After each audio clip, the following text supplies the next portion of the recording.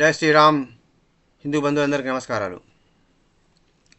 Parliament లోపల as యూజువల్గా గత కొన్ని రోజులుగా కూడా కాన్స్టిట్యూషన్ డిబేట్ అని చెప్పి ఏ బిల్స్ పాస్ కానియద్దు. వాళ్ళ యొక్క కాంగ్రెస్ అండ్ అపోజిషన్ పార్టీస్ యొక్క మోటివ్ ఏంటిదంటే ఏ బిల్స్ కూడా పాస్ కావద్దు, దేశానికి ప్రజలకు మంచి జరగకూడదు.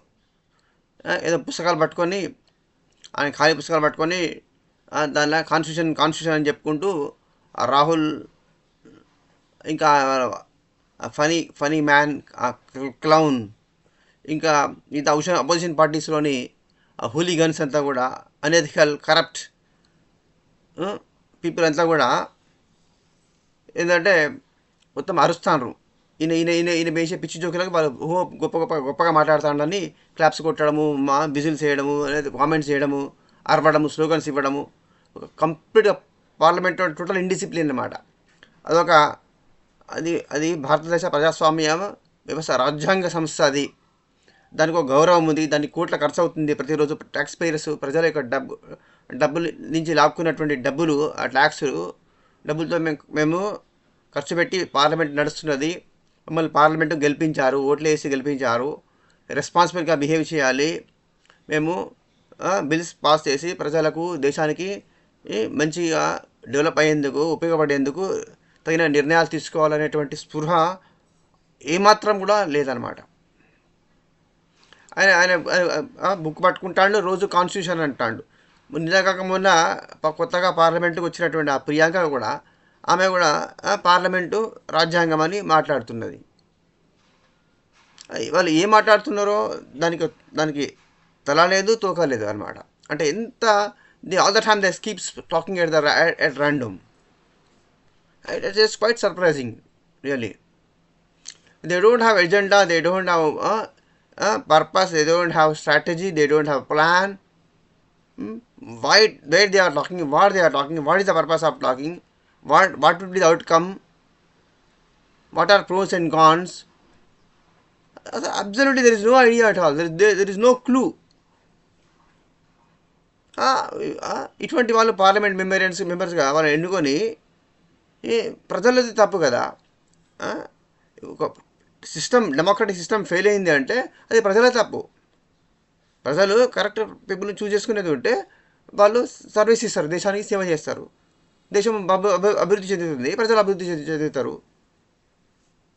అంతేగాని దేశానికి సర్వనాశనం చేసుకుంటూ పోతా అంటే ప్రజలకు నష్టమే జరుగుతుంది తప్ప ప్రజలకు ఎట్లా లాభం ఎట్లా జరుగుతుంది? సరే, వీళ్ళు అంబేద్కర్ రాజ్యాంగం అంటున్నారు కదా. అంబేద్కర్ పట్ల వీళ్ళకున్న గౌరవం ఏంటిది? ఒకసారి మనం గత చరిత్ర మనకు చాలామంది తెలుసు. ఇప్పుడు కొత్తగా యువతరాన్ని తెలియని విషయాలను మనం తెలియజెప్పాలి. పెద్దవాళ్ళు ఏంటంటే, పెద్దవాళ్ళు చేస్తున్న తప్పు ఏంటంటే పిల్లలకు చెప్తలేరు. కాలేజ్ గోయింగ్ స్టూడెంట్స్కు, హై స్కూల్లో ఉన్న స్టూడెంట్స్కు మన past history, 75 years history, before independence history, pre independence, post independence హిస్టరీని చెప్పాలి. ముఖ్యమైన విషయాలు కంపల్సరీ తెలిసి ఉండాలి. తెలియకుంటే మనం సరైనటువంటి భారతీయ దేశ నాగరికులం ఎట్లయితే మనం ఎట్లా క్లెయిమ్ చేసుకోగలుగుతాం we are citizens of this country అని ఎట్లా చెప్తాం చెప్పండి? ప్రజాస్వామ్యము విజయం సాధించాలంటే కూడా మనం మనుషులు కొంచెం ఖరీదు చెల్లించాలి. ఖరీదు ఏంటిది? అది ఖరీదు డబ్బులు కాదు. You need to be vigilant, you need to be aware. మీ అవేర్నెస్, మీ అవగాహన, మీరు చాలా మెలకువతో అలర్ట్గా ఉండడమే మీరు చెల్లించాల్సినటువంటి ఖరీదు ప్రజాస్వామ్య విజయం సాధించాలంటే. అంబేద్కర్ను 2 సార్లు పార్లమెంటుకు పోటీ చేస్తే 2 సార్లు చిత్తుగా ఓడించింది ఎవరు? కాంగ్రెస్. ఎట్లా ఓడించింది? అది కూడా అన్యాయంగా ఓడించింది. అంబేద్కర్ అభిమానులు లేరా? అది మహారాష్ట్రలో కూడా ఆయనకు బోర్డు అభిమానులు ఉన్నారు. ఖచ్చితంగా గెలిచేవాడు. అక్కడ 75,000 బూటాకు ఫేక్ ఓట్లు ఇంక్లూడ్ చేసి, కొత్త పేపర్లు ఇంక్లూడ్ చేసి, వేరే ఊరి నుంచి తీసుకొచ్చి వాళ్ళు ఇంక్లూడ్ చేసి లిస్టులు ఎక్కించి, మళ్ళా ఎవరితోని సిపిఎం లీడర్ డాంగేతో చేతులు కలిపి, సిపిఎం కాంగ్రెస్ 2 కలిపి అంబేద్కర్ గారిని ఓడించింది. ఇది చరిత్ర, వాస్తవ చరిత్ర. ఇది ఇప్పటి పిల్లగాళ్ళకి తెలుసా? ఇదే ఎంతమంది తెలుసు? ఇప్పుడు అంబేద్కరిస్టులం అని చెప్పుకుంటా కాంగ్రెస్తో చేతులు కలిపి సిగ్గు లేకుండా డబ్బుల కమ్ములు పోయి ప్యాకేజీలు తీసుకొని కాంగ్రెస్కు విడిగం చేస్తున్నటువంటి ఇది దుష్టులైనటువంటి అంబేద్కర్ వాదులను ప్రశ్న. ఇది నిజమైన అంబేద్కర్వాదులు ఈ సోకాల్డ్ ఫేక్ అంబేద్కరిస్టులను మీరు క్వశ్చన్ చేయాలి. కాంగ్రెస్ పార్టీలో ఉన్నటువంటి దళిత నాయకులు అని చెప్పుకునే వాళ్ళని అడగాలి. మీరు అంబేద్కర్కు ఇంత ద్రోహం చేసిన తర్వాత మీరు సిగ్గు లజ్జ వదిలేసుకొని మీరు ఈ పార్టీలో ఎందుకున్నారు? మీరు ఆ పార్టీని భూస్థాపితం చేయాల్సిన బాధ్యత మీకు లేదా? Don't you have moral responsibility to demolish Congress, to bury Congress for cheating, for exploiting, for back stabbing doctor B R Ambedkar? ఇది క్వశ్చన్ చేయొద్దా? అంబేద్కర్ రాజ్యాంగం పట్ల వీరికి ఏం గౌరవం ఉండదండి? అంబేద్కర్ ఇంకొక పెద్ద వేదసా, నెహ్రూకు మొదటి నుంచి పరమ ద్వేషము అంబేద్కర్ మీద. ఎందుకు చెప్పానా? చిన్న మనము సిల్లిరిజం అని మనకు సిల్లిరిజం అనిపిస్తుంది, కానీ నీచుల యొక్క ఆలోచన విధానం ఎలా ఉంటుందంటే, నెహ్రూ వాని చదువు వాని ఏదో ఏదో ఏదో చదివిండు, వాళ్ళ అయ్యా డబ్బు ఉన్నది కాబట్టి ఏదో ఫారిన్ పోయి ఏదో చదివినాన్ని చెప్పుకున్నాడు. వాడి పేరు వాడబెట్టుకున్నాడు. టైటిల్ వానికి ఎవడు ఇవ్వాలి. బిఆర్ అంబేద్కర్ పోస్ట్ గ్రాడ్యుయేటు, ఆయన విదేశం లోపల పోయి ఆక్స్ఫర్డ్ లోపల, కేంబ్రిడ్జ్ లోపల ఆయన విదేశీ పెద్ద డిగ్రీ సంపాదించి హైలీ ఎడ్యుకేటెడ్, గొప్ప స్కాలర్, మేధావి. ఆయన చదువు, ఆయన విజ్ఞానం, ఆయన మేధస్సును చూసి వీడికి జలసి, ఎవడికి నెహ్రూ గానికి. ఆయన మొదటి ద్వేషించిన అనమాట. మొదటి చేసి అంబేద్కర్ గారిని ఎప్పుడు చాలు చూస్తే ఆయన అవమానించాలి, ఆయన దూరం పెట్టాలి అని ఆయన కాంగ్రెస్ లోపల ఆయన గౌరవం లేకుండా చేసిండు. వీడి పండిట్ తగిలించుకున్నాడు. నిజంగా పండిట్ ఎవరండి? పండిట్ అంబేద్కర్ అని ఉన్నానా? పండిట్ నెహ్రూ ఎట్లుంటుందండి? మీరే ప్రశ్నించండి, ఆలోచించండి. మీరు ఎప్పుడైనా క్వశ్చన్ చేసిండ్రు? అంబేద్కర్ వాదన చెప్పుకునేటోళ్ళు కాశ్మీర్ నుంచి కన్యాకుమారి వరకు మీరు ఉన్నారు. దళిత నాయకులు అని చెప్పుకునేటోళ్ళు, ఈ కమ్యూనిస్ట్, ఈ కమ్మిగాన్లు అంటే పచ్చి దేశద్రోహులు అనుకోండి, వాళ్ళే ద్రోహం చేసిండు అంబేద్కర్ గారికి. ఈ కమ్మిగాన్ అంటే ఎన్నో ప్రశ్నించారు. నిజమైన అంబేద్కరిస్టులు, స్టూడెంట్స్, దళిత విద్యార్థులు, యూనివర్సిటీలో దళిత విద్యార్థులు లేరా? దళిత మేధావులు లేరా? దళిత రచయిత లేరా? దళితవాదం అని పుస్తకాలు రాసిన వాళ్ళు లేరా? అన్ని భాషల్లో ఉన్నారు కదా. మరి ఎన్నడూ కాంగ్రెస్ ఎందుకు ప్రశ్నించలేదు? మీరు ఎందుకు మీ నోరులు ఎందుకు మూతపడ్డాయి? డబ్బులకు, ప్యాకేజీలకు అమ్ముడుపోయినటువంటి చిల్లరగాళ్ళు ఎక్కువ ఉన్నారు. అటువంటి వాళ్ళు ఎక్కువ ఉన్నారు. నిజమైన దళితవాదులు ఏదంటే మీరు కాంగ్రెస్ ఎందుకు బతుకుతుంది? నిజంగా దళిత ఉద్యమము కరెక్ట్గా భారతదేశంలో కరెక్ట్గా దళిత ఉద్యమం కరెక్ట్గా ముందుకు సాగేది ఉంటే కాంగ్రెస్ ఏనాడో భూస్థాపితం అయ్యేది ఈ దేశంలో కూడా.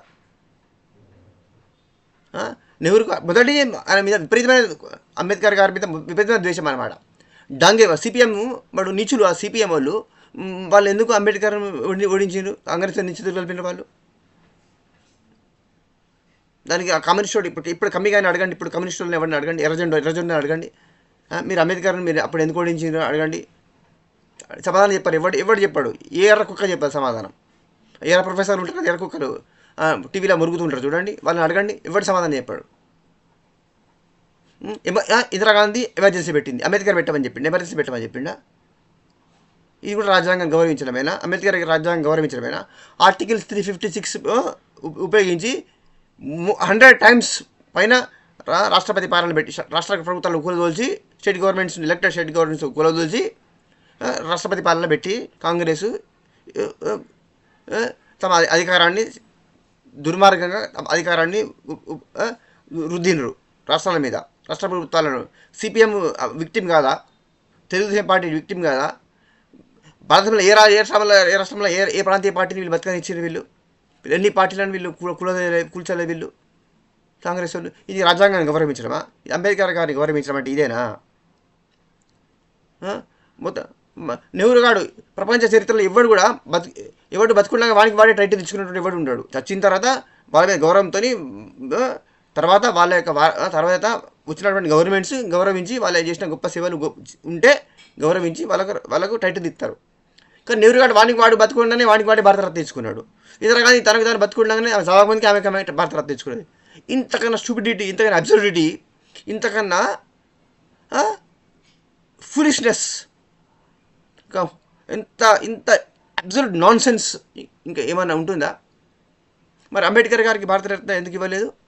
విపి సింగ్ వచ్చిన తర్వాత, non Congress prime minister VP Singh వచ్చిన తర్వాత ఆయన భారతరత్న అంబేద్కర్ గారికి ఇవ్వడం జరిగింది. పార్లమెంట్లో విపి సింగ్ వచ్చేంత వరకు కాంగ్రెస్ గవర్నమెంట్, ఇప్పుడు నెహ్రూ ఇందిరాగాంధీ తర్వాత కూడా పార్లమెంట్లో ఒక ఫోటో లేదు అంబేద్కర్ గారి, ఒక ఫోటో లేకుంటే తెలుసా? ఇది వాస్తవం. విపి సింగ్ గారు వచ్చిన తర్వాత అంబేద్కర్ గారిని ఫోటో పెట్టించిండ్రు. ఇప్పుడు మొన్న ప్రైమ్ మినిస్టర్ మోడీ గారు పార్లమెంట్ లోపల అంబేద్కర్ గారి విగ్రహాన్ని ప్రతిష్టాపన చేసిండ్రు, స్టాట్యూను స్థాపించిండ్రు. అప్పుడే ఇప్పుడు ఏం మాట్లాడతారు? ఎంత సన్నాయి నొక్కులు నొక్కుతున్నారు. జస్ట్ బొమ్మ పెట్టగానే సరిపోలేదు, రాజ్యాంగాన్ని గౌరవించాలి. ఈ రాస్కల్స్, ఈ కాంగ్రెస్ కమ్యూనిస్ట్ రాజ్యాంగాన్ని ఎప్పుడు గౌరవించారా వీళ్ళు? కాంగ్రెస్ వాళ్ళు ఎన్ని వేల మంది కమ్యూనిస్టులను హత్యలు చేయాలి ఈ దేశం మొత్తం లోపల, ఈ 70 ఏళ్ళ లోపల? అంటే కమ్యూనిస్టులు కాంగ్రెస్ వాళ్ళను హత్యలు చేయలేదా? బీజేపీని హత్య చేయలేదా? జనసంఘంలో హత్య చేయలేదా? వీళ్ళు హత్య రాజకీయాలు, వీళ్ళ చరిత్ర మొత్తం హత్య రాజకీయాలే, రక్త చరిత్ర వీళ్ళది. వీళ్ళు రాజ్యాంగాన్ని, ప్రజాస్వామ్యాన్ని, మేము మానవ హక్కులను గౌరవించిన వాళ్ళ వీళ్ళు. Do they have any moral right to talk about B R Ambedkar as on today?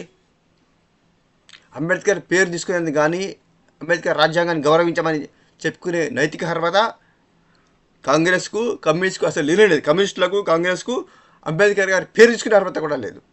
ఇది పచ్చి వాస్తవం. అంబేద్కర్ గారు పార్లమెంట్లో రావద్దు అని, పార్లమెంట్కి ఎంపీగా గెలవద్దు అని చెప్పి కష్టకట్టి మరి ఓడించినటువంటి నీచ చరిత్ర వీళ్ళది.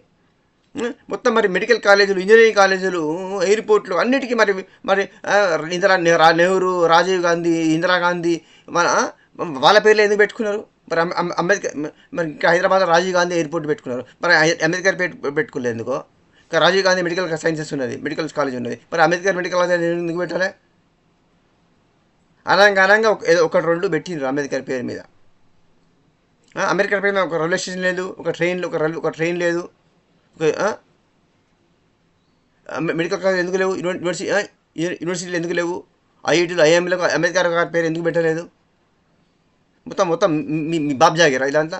ఇది నెహ్రూ ఇందిరా ప్రాపర్టీ ఈ దేశం అంతా కూడా. అంబేద్కర్ వాదులము, అంబేద్కర్ రాజ్యాన్ని గౌరవించామని చెప్తే అంబేద్కర్ వాదులు నిజంగా చెప్పు తీసుకొని తన్నాల వాళ్ళను, నోరు భీమించాలి వాళ్ళకు. అది నిజమైనటువంటి అంబేద్కరిస్ట్ అంటే. మీకు ఆ స్పిరిట్ ఉంటే అప్పుడు you can claim that you are a true follower of Ambedkar and you have true regard for Ambedkar. You don't do that. Only thing all the time just mudslinging and doing nonsense, doing stupid politics in universities. What is the outcome? What have you achieved in all these 70 years?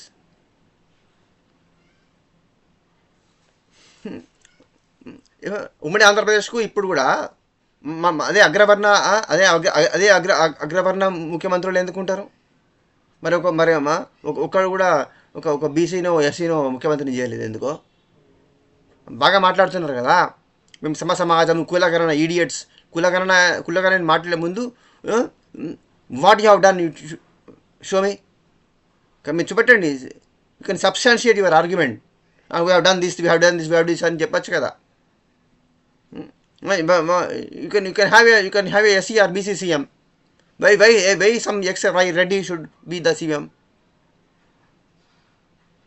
ఇంతవరకు చాలలేదా? మొదటి నుంచి పెడితే ఎప్పుడు ఒకటే community వాడు ఎందుకు CM ఉండాలి? అగ్రవర్ణ దురహంకారులు ఎందుకు ఉండాలి? ఎస్సీ ఎస్టీస్ మీద అట్రాసిటీస్ గురించి మాట్లాడుతున్నారు రాస్కెల్స్.